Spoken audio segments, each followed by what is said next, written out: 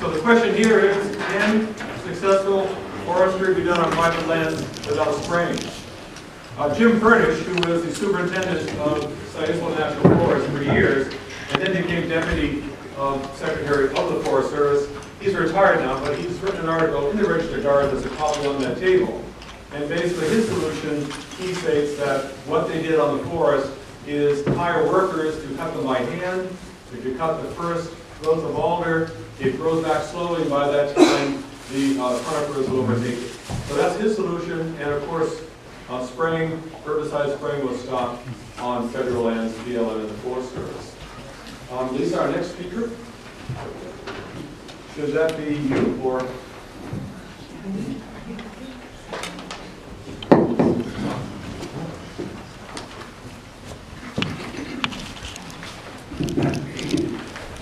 So I'm going to do a very short presentation of research that has been conducted by Beyond Toxics based on data collected by the US EPA and our state agencies from a study done in Lane County around the Triangle Lake area in the Sayussel watershed, primarily in the Sayussel watershed.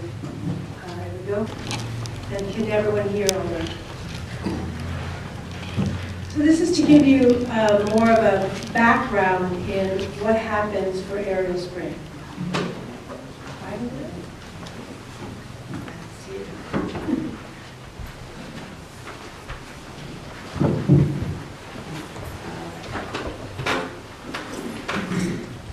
And we'll talk a little bit about how the Oregon Forest Practices Act differs from that in other states. We're not the only state with a Forest Practices Act, but ours is considerably different.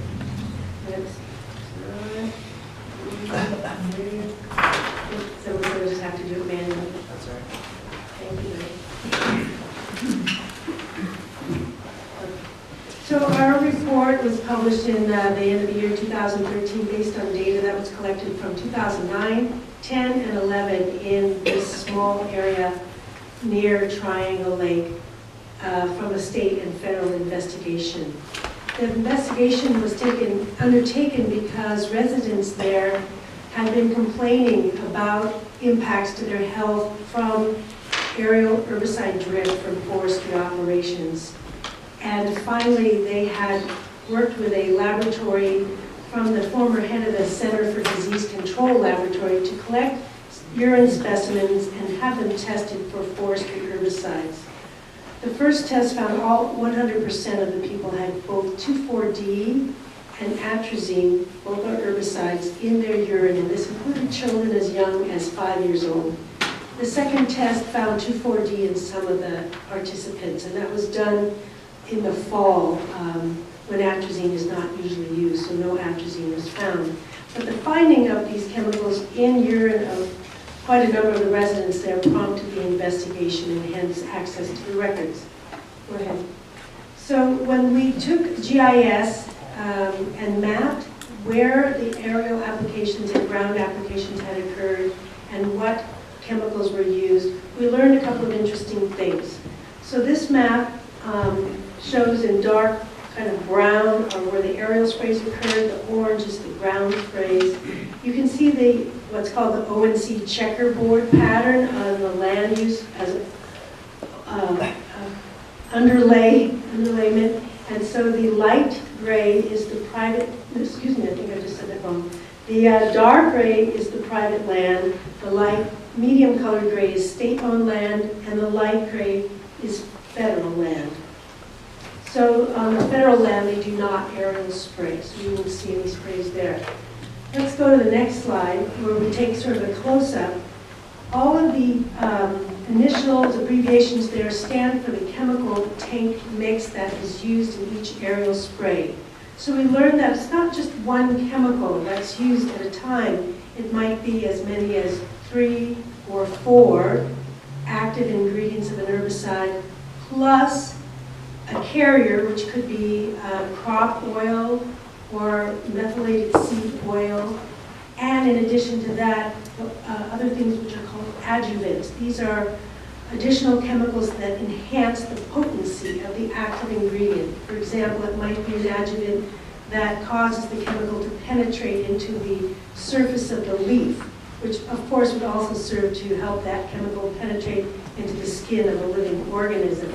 So some of the typical chemical mixes that are used in Oregon's forestry aerial herbicide sprays would be, let's take the upper right-hand corner, 2-AHFOGR, which stands for a chemical mix of 2,4-D plus atrazine plus hexazinone plus foam buster plus rounded, the last two being adjuvants. These probably were mixed in crop oil, although I don't know for that one for sure. But you can see the various ones. And we blew up this section because in the middle you'll see Fish Creek. This is a cold core salmon habitat, kind of rare where the water is just perfect for young juvenile salmon to survive after mating and spawning. So this is a protected area. It does primarily run through federal land. So you can see it's very close to the edges where federal land meets private land and where aerial sprays have occurred. So what about these chemical paint mixes? What do we know about them? So the problem is we don't know a whole lot. When the EPA researches an herbicide or an insecticide to determine its safety, they consider them one at a time. There's absolutely no research looking at mixtures of chemicals together and what their impacts may be in a living system, whether that be a fish or a human or even deer or elk, we don't know, or microbes in the soil. But we do know that chemicals mixed together can have synergistic effects, which can make them more toxic than one chemical exposure alone. There are no EPA regulations that determine whether or not chemicals can be mixed together and the amounts and how you measure for them in the environment.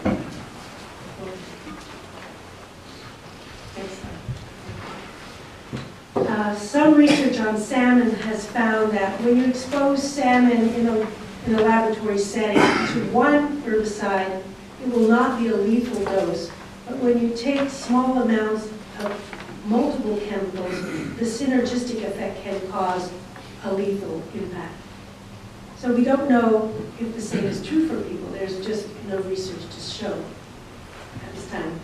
When we looked at the pattern of sprays, we found out that there are seasonal differences. On the left side of this graph is springtime, on the right side is fall. In the spring, it's more often to use 2,4-D, atrazine, hexazinone, and a little bit of clopyrifos. And in the fall, it is more typical to use glyphosate and imazethate. And this has to do with the impact of these chemicals on the plants that are targeted for elimination. We can see that in the year 2011, the use of these chemicals jumped up significantly, and it happened to be in the spring of 2011 that the urine test was taken for the residents living in this Triangle Lake region. So we can see what their experience was is borne out by what was being used in the environment around their homes. This graph is kind of busy. I'll explain it quickly, but the question is always, what's the danger? Is there harm? A system worked out by Cornell University allowed us to graph these chemicals on an index called an environmental impact quotient rating. And if you see there's a red horizontal line around 10 on this relative chart here. 10 is a relative number according to the environmental impact quotient. Things that measure above a 10 would be considered harmful both to humans and to living organisms in the environment. So when we map the year 2011, we can see that all of the sprays are above the number 10 and would be considered harmful. And the higher the column goes, the more harmful in the environment. As mentioned in the video, it's not only that these chemicals drop down into the environment, but they can be then carried away from their intended target as drift at the time of spray, or they can be entrained in the soil or on leaves and then re-volatilize into the atmosphere for days after the spray, depending on wind, weather, and atmospheric conditions. And the EPA has shown that these can travel long distances as vapors, gaseous vapors, and they can be inhaled or otherwise cause exposure. We did some water quality testing, and this data is entered into the DEQ system. It meets DEQ standards for water quality testing, and we did find both atrazine and hexazinone in streams that were only accessible for chemical anyway by drift from an aerial spray. There was no home or farm use anywhere nearby those streams. So more research needs to be done to discover how these chemicals are getting in our streams. Thanks. So, can we do better in the state of Oregon? In Oregon, under the Oregon Forest Practices Act developed in the 1970s, it was determined that we can have a 60-foot no-spray buffer on fish-bearing streams and some drinking water streams, not all. However, in the state of Washington, they've gone on to do a great deal of research in terms of runoff, drift, and volatilization, and the movement of these chemicals in the environment. And depending on various conditions, they have buffer zones that start at 93 feet and go all the way up to 325 feet. For fish-bearing streams, in the state of Idaho, they require a minimum of 100 feet. And this is to create a safety zone, because we know that drift happens as it falls off. So the farther away you are from the activity, the better your chances are of not having any exposure. So these are, in a sense, safety factors. In the state of Arkin, we have 0 feet as a protective buffer for tributaries and headwaters to our fish-bearing streams or drinking water streams. State of Oregon, state of Washington requires 50 to 100 feet, again depending on conditions, and Idaho requires 100 feet, because our rivers are connected. Our streams, our headwaters turn into streams, which turn into rivers, which provide drinking water for most of the communities in the state of Oregon. Next slide. We do know from a recent example here in Douglas County that these chemicals do drift off-site, even when the company is said to have followed our Oregon Forest Practices Act and the label requirements. So in Tiller, and another speaker, Chris, will talk more about this, chemicals were found on the opposite side of Jackson Creek from where the spray occurred. So they did travel over the creek and were detected on the other side by our state agencies. That leaves questions as to their entrance into the waters of our state. Next slide. And what about homes, families, pets, livestock? In Oregon, we have no buffer for homes, for children, for pets, for play areas, for guard, protective of human health, particularly our children. Can we do better, especially around schools, homes, and drinking water? This is Triangle Lake School, for the clear cut went all the way down to the school there. So there is a bill in this year's state legislature, Senate Bill 623, which primarily would provide 3 important things. It would provide an opportunity for our Oregon Board of Forestry to establish buffer zones for homes, schools, and drinking waters. It does not mandate a particular buffer. It asks the Board of Forestry to do the research, to look at what's being done in other states, and to create these buffers for our state. It would create an online notification system so that people who live near industrial forest land would know in advance that a helicopter operation is going to occur, so they can put their horses in the barn, put the pets in the house, take the kids to the city, to the library, or whatever they feel they need to do to protect themselves. At least it's not the shock of just hearing that helicopter coming in. And in the case of the folks in Cedar Valley, it was a beautiful autumn day. A lot of them were outside working in the yards, working on the trucks, homeschooling, working working with their horses, and they got sprayed on because they didn't know it was coming. And the last thing, not the last thing, the other important thing the bill does, would help the Oregon Health Authority play a bigger role in these investigations. In the case of Cedar Valley, in the case of a recent poisoning here in your own county where a crew of loggers were sprayed on, no blood samples, no urine samples were taken from these people to help them determine what their exposure was, which really does hinder investigations. And we think that our state agency has a bigger role to help in these investigations to make sure they are thorough. So, thank you.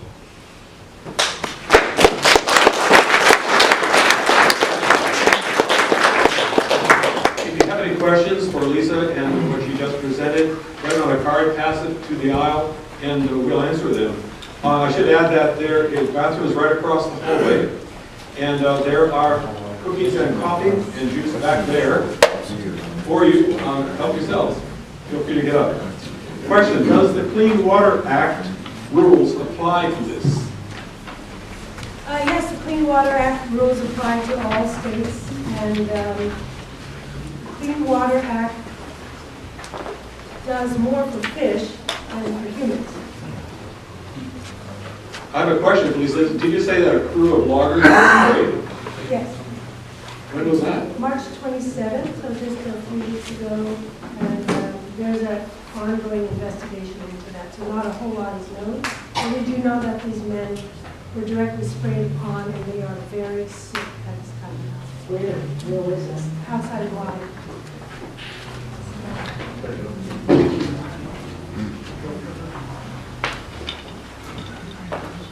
Question: is the EPA, Department of Environmental Quality, in bed with this issue? I'm not sure what that means.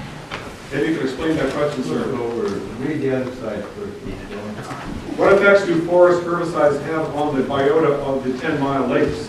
Does it exacerbate blue-green algae blooms? Is the EPA DEQ in bed with this issue?